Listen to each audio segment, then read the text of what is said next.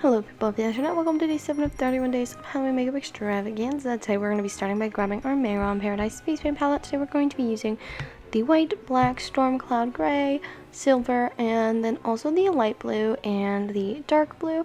And we're going to be starting with the gray, and we're going to be drawing some springs coming from our eyes down our cheeks, which for some reason I was really struggling with this. I had to redo it like 2 or 3 times. So you're gonna see me paint it on and then wipe it off and then get the other side really good and then try and recreate it on the other side, and it's just a whole hoopla.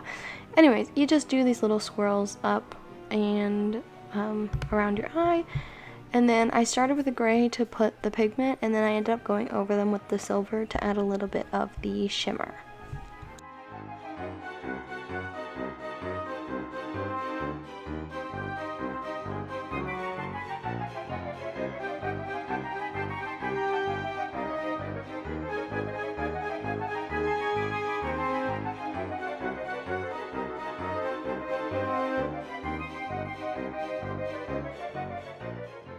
Then once you get the springs how you want them, just go ahead and go in with the white, and then you're going to draw 2 circles at the ends of each of these springs, and these are going to be the eyeballs.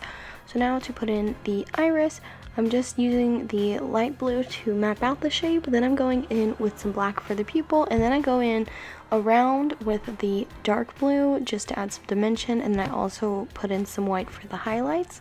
Then I do highlights on all of the springs using the white as well. Now going in with the black, we're just going to use this to draw some oval circle holes around our actual eyeballs, just to make it look more like the illusion that there's no eyeball there anymore. Anyways, so your eyeballs are sprung out of your head, so that's why we're putting that there.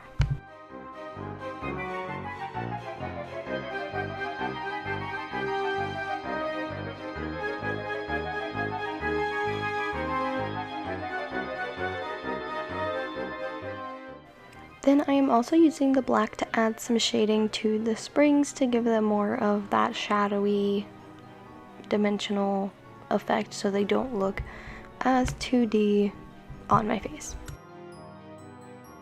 I'm also adding a little bit of shading onto the actual eyeballs themselves because I don't know about you, but my eyeballs are not perfectly white, so I'm just using that to add a little bit of shading in there, and then I actually do go back in with the white to add some highlights, and then I'm also taking the black underneath the eye to make it look like it's, again, not as flat on my face, even though obviously this is a face paint. It just gives a little bit more dimension, so it makes it look a little bit cooler and put together, or more put together. And then once you finish that, that is a completed look. I hope you guys enjoyed this video. If you did, be sure to give it a big thumbs up, and hopefully I'll see you in tomorrow's video. Kiss from Kentucky. Bye!